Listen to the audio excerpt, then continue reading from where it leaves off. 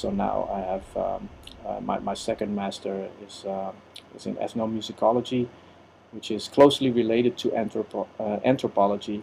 But the cool thing about it to me was that it's a study about immersion. It's all about immersion, which means that, you know, unlike anthropology, where you study something from the outside, more like an outsider, and then you write about it, write about your observations.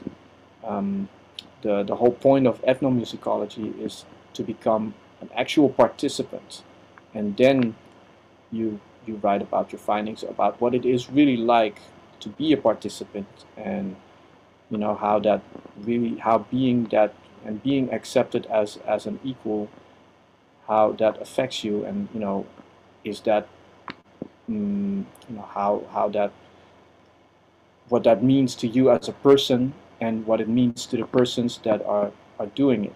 So my focus was obviously on Korea, on traditional Korean music.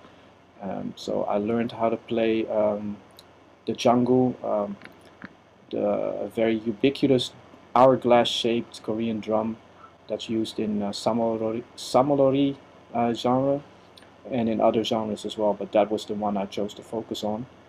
Um, and my teacher, who happened to be a student of one of the founders of the genre, I had the good fortune to also interview her for one of my papers, and it was really interesting because that music is so quintessentially Korean that the practitioners actually feel, they feel the Koreanness. So it's for them it's like a confirmation, affirmation that, you know, that this is their thing. This is like what it means to them to be Korean, to express that. And so that made a lot of sense, because I felt like whenever I play that drum, I feel like I am part of something that is bigger than me. Just, it's not about just me just playing for my own sake and just feeling good about that, but it's just, you know, you tap into this thing, this energy that has been there before me and that will be there after me. And so that to me, like that meant a lot, and that was the main reason why I wanted to study this particular field. Um, and so uh, yeah. Now the other thing that the other motivation basically behind all this is, besides me trying to, you know, not trying, actually reconnecting, really reconnecting with my heritage, you know, is through music, rediscovering my, you know, the culture that I was taken out of, to rediscover that through music, by making the music, by being part of that to me is like, you know, my way of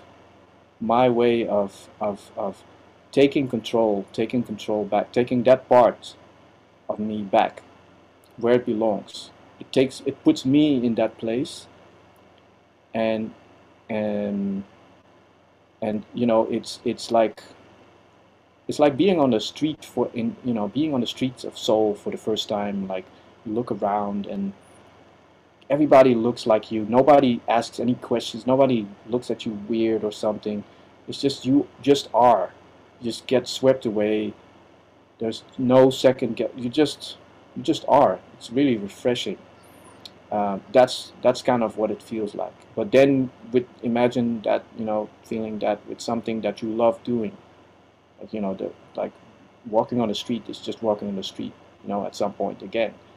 But like having that recognition of others also, like, you're not just doing it for yourself, but others are noticing. Others are like, okay, yeah, you're, you know, we understand why you do this. We recognize you doing that, and, you know, no further questions asked. That is also like, you know, so it comes from both ways. And yeah, to me that was really special. That is still really really special. So that's that part. But education in South Korea, as many of you know, is supremely important. Like to have this social standing, and you know, you can think ill of it, or you know, or not. But I think it's everywhere in the world. But in Korea, it might just be a little bit more on the surface. Maybe it's the Confucius, you know, the influence of Confucius still. But whatever the case, my wife and I have decided to keep on studying. She's studying for an MA right now in digital media design, and we're both gonna pursue a PhD um, to enable us to teach and to tutor and to just have that standing. Um, and yeah, it's just something that can noticeably uplift whole families. And you know, but we have been taken away from our family, and we went through our own hardships, but they went through their hardships as well. And so the least we can do is to increase, you know, to just uplift their standing in society just a little bit by getting this education. Like it doesn't really matter what the level matters. And I spoke to this a lot, spoke about this a lot with many people, but mostly with my wife. It's like, you know, there used to be a time when you got a bachelor and you got a job and it was all good, but the master right now, that's the new bachelor. If you don't have a master, then things are, you know, you're just gonna have to work harder, or you're gonna have to do like 20 courses or this and that to get like further, or get this or that in your job. Um, but you know, when you get a master or higher, then or there will be more opportunities, or people will take you more seriously, or you know, in the case of Korea, your standing will just go up. By that, I suppose that's why there's so many PhD level educated people in Korea. Just you know, uh, just because of that standing. And so to us, education is super important. And because of our future plans, um, we basically have no choice. I mean, we just have to go as far as we can with this. So yeah, that's what it means to me, what it means to us.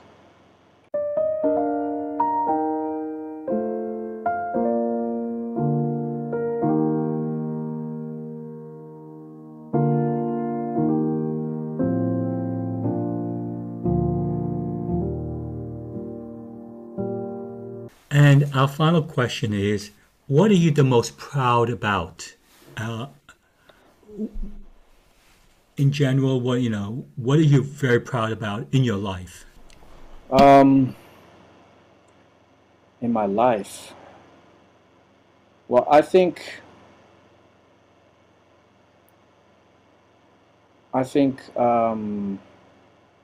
through, you know, I started giving workshops recently. Um, Last month I was or 2 months ago, I was at the Brit School, for instance, to give a workshop, and I was invited to speak at a panel as well. Um, and to just, if my story just inspires only a few people, you know, if it resonates what I say through my music, or just through me talking and sharing a little bit of my experience, um, that that is something that, you know, that makes me happy. You know, that inspires me to keep that going. And as for like pride, mm, you know, yeah, um, to me it's not like, look at me, you know, I have these degrees or something. Like I don't really care too much about like those titles or something. But I suppose what I'm most proud of is that I by just following my dreams relentlessly, inspiring others to do the same, and to just prove people around me, still to this day, to prove them wrong, what they believed I was gonna amount to be. Um, that that is something that makes me proud, because the in my life there are so many people that tried to put me down, and to just get up every day and doing what I love, doing and finding meaning in what I do, and to continue to inspire others by doing that.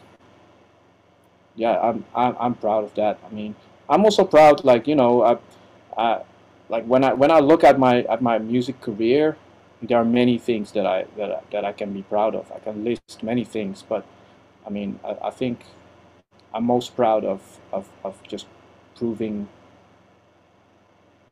all the non-believers wrong.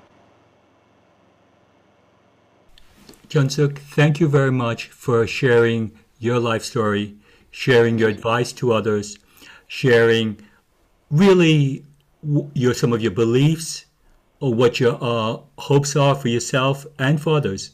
So we really appreciate this time with you. Thank you again, and we'll chat further. Thank you for having me.